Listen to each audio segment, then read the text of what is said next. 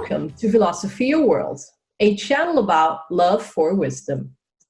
My name is Kristin Shi-Kupfer and I'm a co-worker at Philosophia Europe, Philosophia Europa, a non-profit organization based in Germany. It's a sister organization of Philosophia International, the same organization based in Boise, Idaho, the United States. Both associations are linked as a community of Christians from different cultures who have it on their heart to explore and to inspire new creative ways for living faith. Today, I'm glad to talk to the founder of Philosophia International, Dr. Clark Peddicord, who has just published his latest book called Kant and Hume Against Miracles. The book is based on his doctoral dissertation, which he finished a couple of years ago, and he just revised it and published it via Philosophia International, and it's available on Amazon.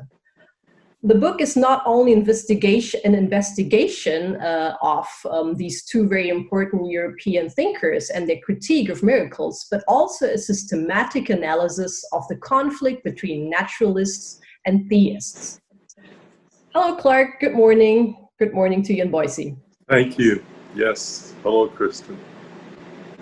Well, Clark, the title of your book sounds like a legal case, Kant and Hume against miracles, but it's obviously not. So please tell us a little bit more what made this book come into being? What was your motivation to pick up that topic?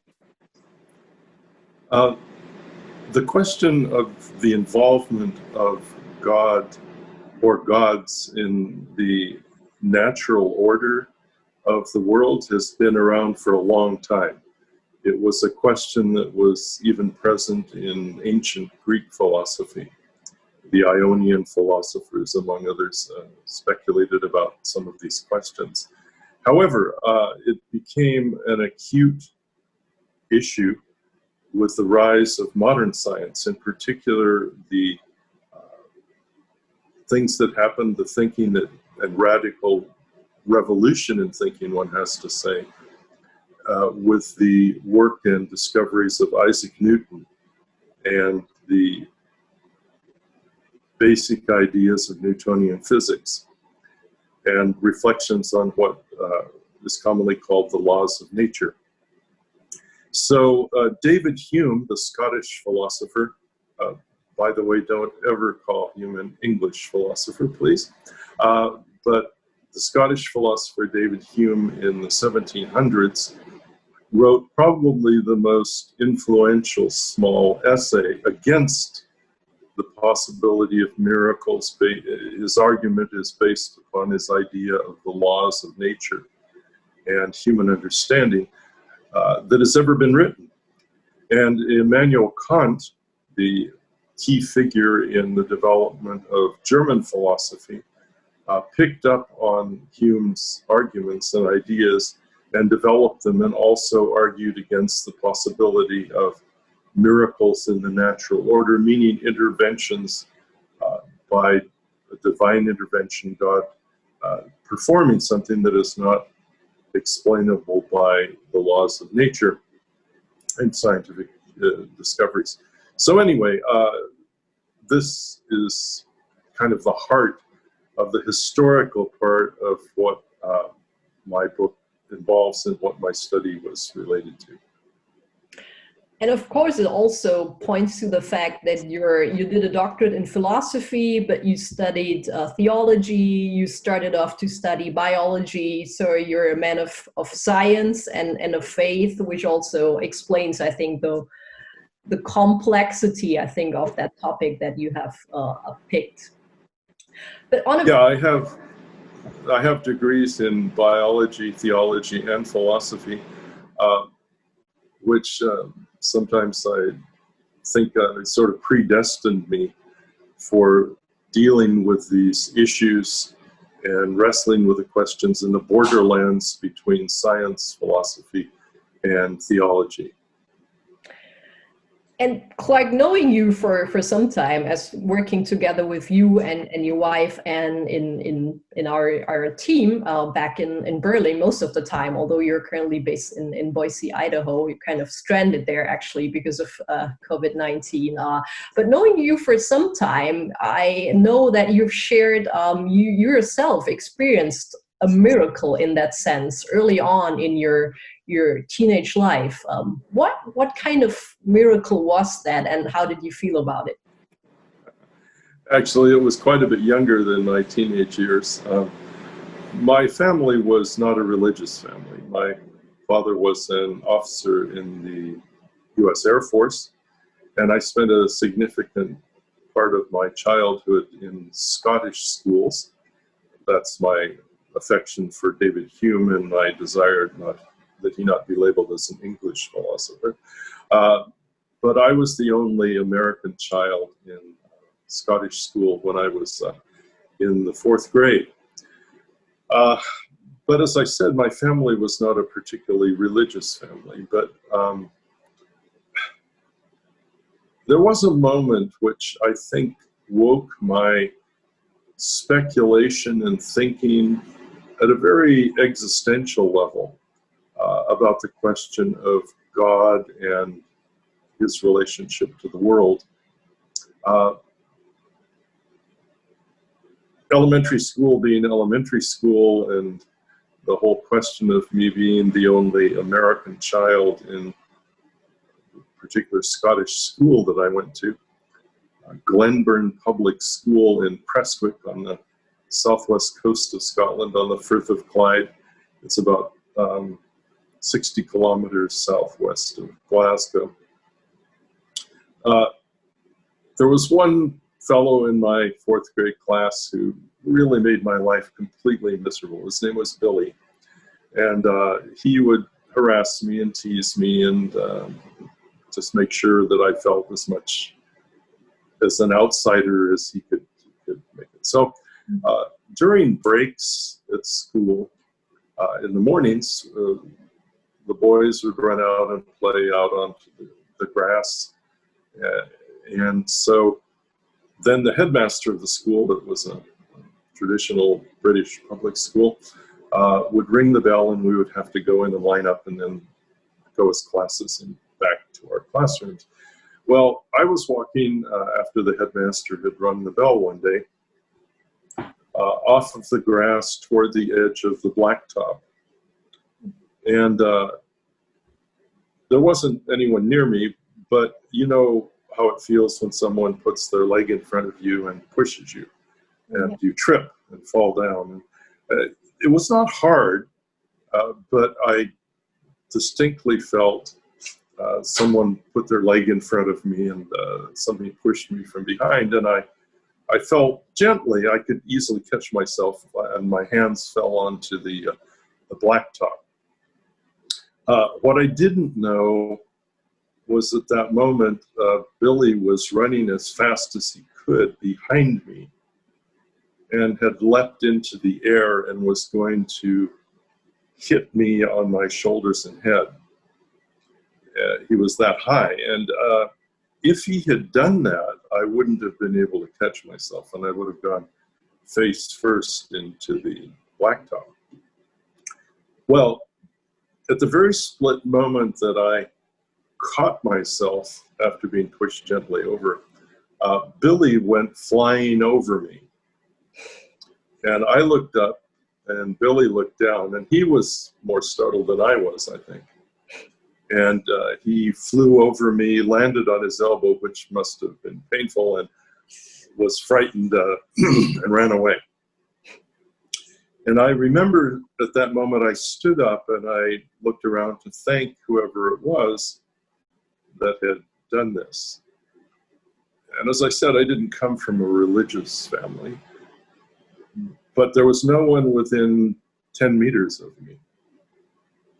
And I remember the hair stood up on the back of my neck.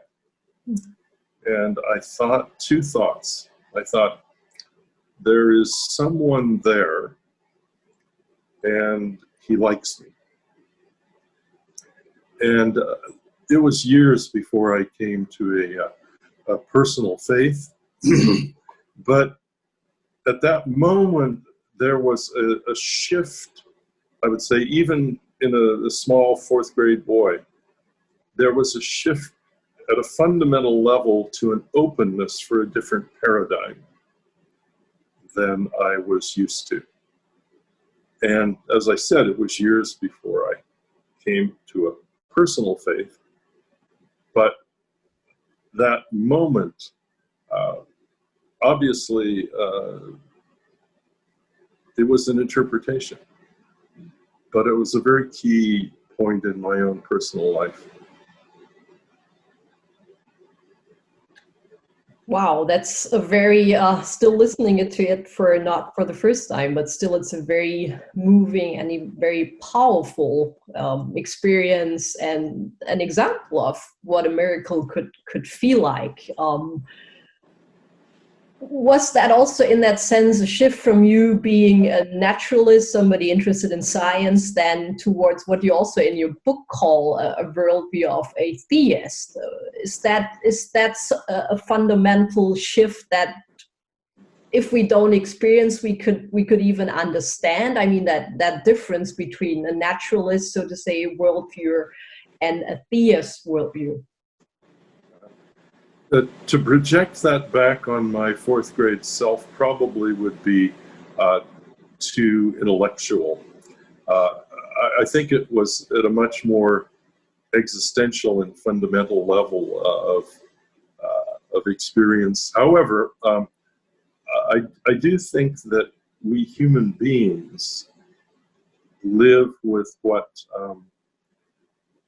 the Oxford philosopher and logician John Mackey called outline hypotheses, or I use the term in my book, framework theories. And I believe those framework theories, they're not non-rational.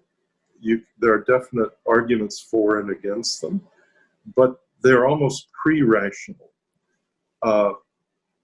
Mackey uses the example of realism, which is an ancient philosophical problem. Is there a real outside world, or is everything that we are thinking and apparently perceiving taking place within our own minds? That question, or the existence of other minds that we are communicating with, that particular issue, and a few like it, have a funny logical structure. There is no empirical argument or evidence that can definitely answer that question, or logical argument one way or the other. You can logically accept either position. There is an outside world, and we're interacting with it, or everything is taking place within the confines of our own mind. Both are logically possible. There is no killer proof for one side or the other from an empirical point of view. So Mackey called these outline hypotheses, or I call them framework theories. I do believe that there is a very almost pre-rational level where these things take place. Philosophers of science also talk about heuristics, and I mention this and discuss it in the book in regard to Kant's approach to natural science and physics. But what happened to me, I think, was that at a I wouldn't call it non-rational, but I'd say pre-rational level, I moved from sitting in one chair to a different chair.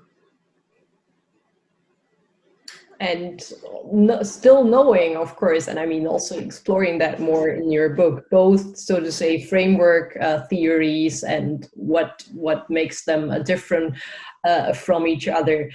I mean, one of the biggest, I could imagine, arguments people could have against miracles is linked to well, this could be just events which we don't have enough knowledge to explain through, for example, the naturalist framework. Also looking back, what people considered a miracle early on, like people living on a Pacific island and then having experienced the first people arriving by plane or by ship and considering them to be gods, and this being a miraculous kind of interaction with the gods coming to the island. So how would you respond to that argument of saying, well, miracles could just be phenomenon which we're not able to explain right now, but maybe later on, if we have more knowledge and are able to put this into exactly such a naturalist, a logical, rational framework? I'm completely understanding of that argument. Again, depending which framework theory you're working from, the theist views certain events, and the first chapter in my book I discuss this about, I give a particular example, a thought experiment of a naturalist, I use that term rather than atheist, naturalist and a theist approaching unusual phenomena that are taking place in a particular setting. And so a lot of times interpretation does depend upon the framework theory that we're starting out with, but not entirely. And I would never argue that anything that cannot presently be explained by scientific theories would qualify as a miracle. No, under no circumstances. The examples you used are perfectly valid. That there were things in the past which seemed to be unexplainable by the science or the thinking of the time, but now we understand much better. However, that said, I argue there are two kinds of what we would call miracles. There are miracles of coincidence. The literal meaning of coincidence is that there are two incidents that are happening together. There are miracles of coincidence. For example, my experience in the 4th grade on the edge of the playground. Perfectly explainable from a naturalistic point of view. I thought that someone tripped me, but I actually only stubbed my toe and tripped. And I was very, very lucky that it happened at just the split second when Billy was launching himself through the air at my head and shoulders. Perfectly explainable, no scientific problem with that, no laws of nature have been broken. That's a miracle of coincidence. There are actually incidents described in the Hebrew Bible about that too, and I mentioned that in the early chapter of my book. However, there are things which always have been of such a nature, and I call these hard miracles, that are very interesting in terms of philosophy of science. These are miracles that cannot and have never been explainable within a scientific framework.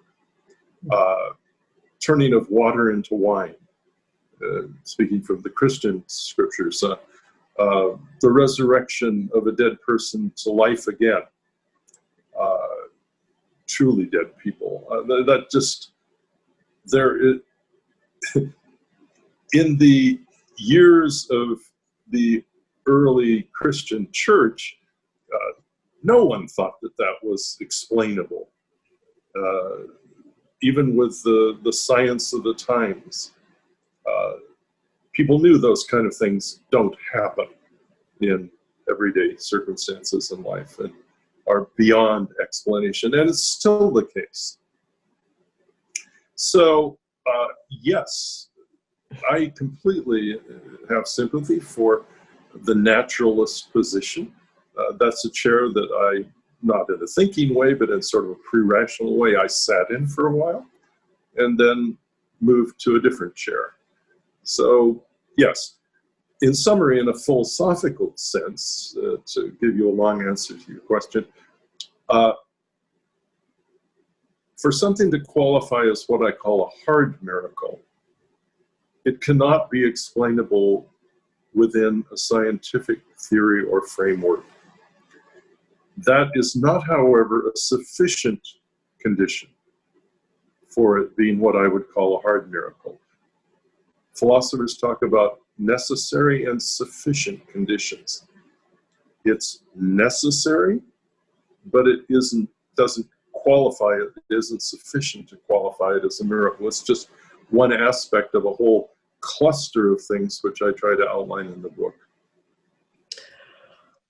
Right. I would like to pick up this one example you actually gave for a miracle in the Christian context. And it's one which always moved me deeply, the one turning water into wine, which is, of course, still not explainable today, although you might dwell into chemical reaction and things, but it was moving, or it still moves me a lot, because it's so much part of life. It's kind of Jesus in that sense, wanting to use that miracle to nurture life. And I wonder if that's something you think is, again, using your term, a coincidence, or how would you picture that very first miracle, if I'm not mistaken, in the Christian Bible?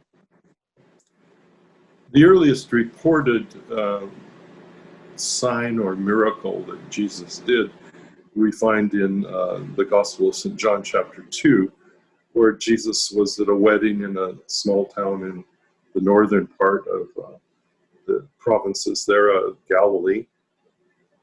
And his mother comes to him.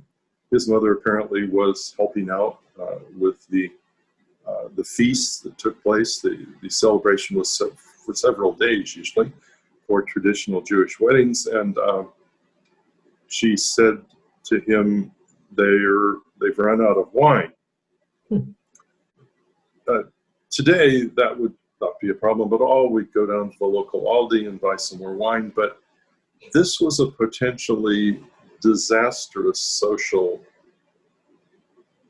catastrophe for this young couple.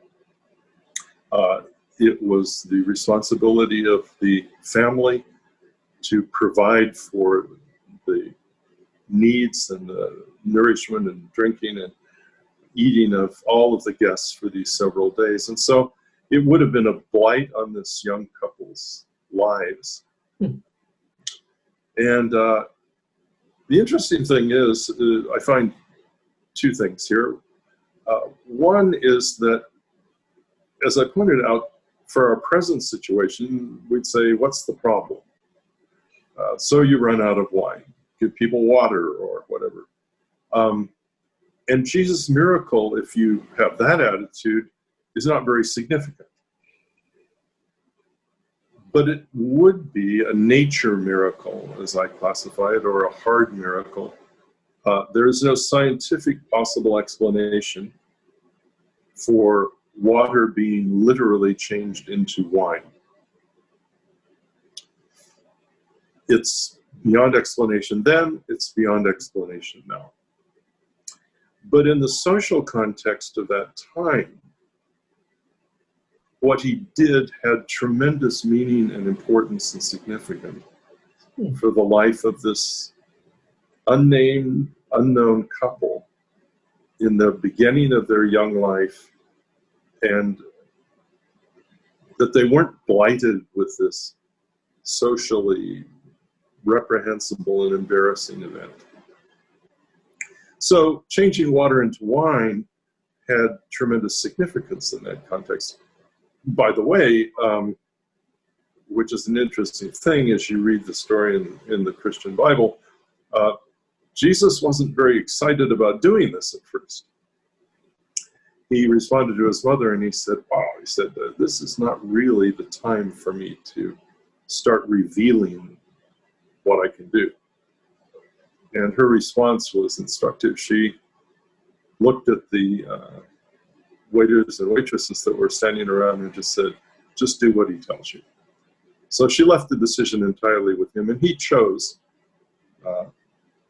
as we sense from the actual text, somewhat prematurely to reveal a little bit of what he was capable of. I mean, that's interestingly also, to some extent, more on the natural dimension, something that Kant picks up. He's kind of arguing, well, why should God kind of act that way, into like a divine intervention, kind of against his own, the natural flow of things, or the natural order in that sense? What kind of sense that would make if we talk, for example, about a miracle in relation to nature?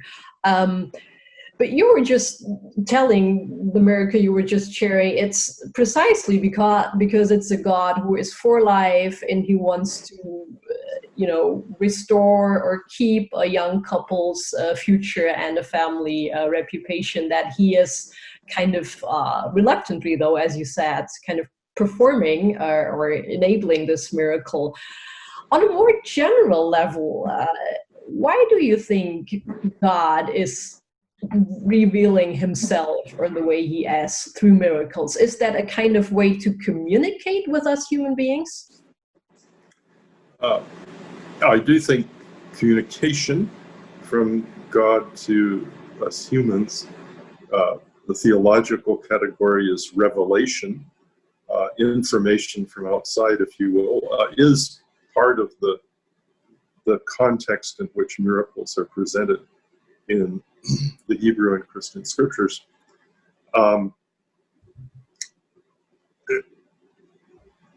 Kant's concept of the laws of nature, which he basically took over from Hume, is a concept that I think is flawed. It's as if God had legislated something at the beginning, and then a miracle would be he was breaking his own legislation. I try to explain, particularly in the last chapter of the book, how I think, from a point of view of philosophy of science, and in the context of modern science, how laws of nature should be viewed, what they are, and how they should be approached. But the point I would make, just for reference sake, is this: that the dynamic,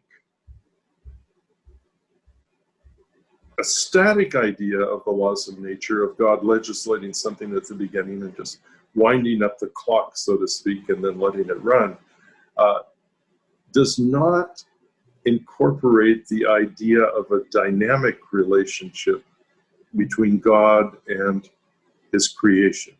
That actually things change and evolve and develop in the interaction between us as creatures and God as the creator.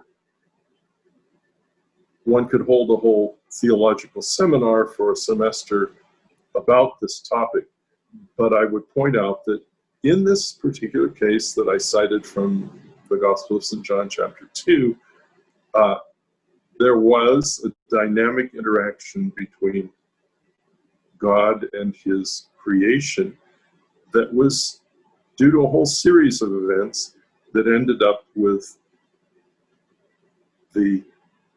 this young couple running out of the wine. Well, and that's not only a very beautiful dimension of, miracles. I think it's also something which really inspires a lot of hope, given the current times, which I think a lot of us kind of rather view as being dark and without hope and without light. But this dynamic interaction, this things that could change also the cause of the current affairs, is something I think we can also, in that sense, hold on to. Looking ahead, Clark, what kind of, and also to coming to the end of our talk, at least for today, looking ahead, what personal hope do you have in that sense of what kind of miracle would you hope for?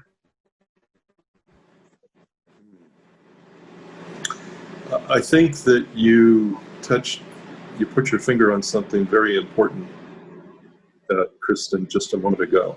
I mentioned the fact that miracles, however they are framed, from a biblical point of view, from a theistic point of view, Judeo-Christian theism, also Islam, interestingly enough, that they are an interaction between God and his world. And a sign also of his care and concern for us and for the creation. That gives me a lot of personal hope, because just like this young couple facing a disastrous social future as they were running out of wine, every human being has moments of darkness, moments of brokenness. And at that moment, if the Judeo-Christian worldview is true, God is there, and he likes us. And he is anxious, in fact, to relate to us. He wants us to know him. And so an old friend of ours used to have a little song that she sang. It went, something beautiful, something good. All my confusion he understood.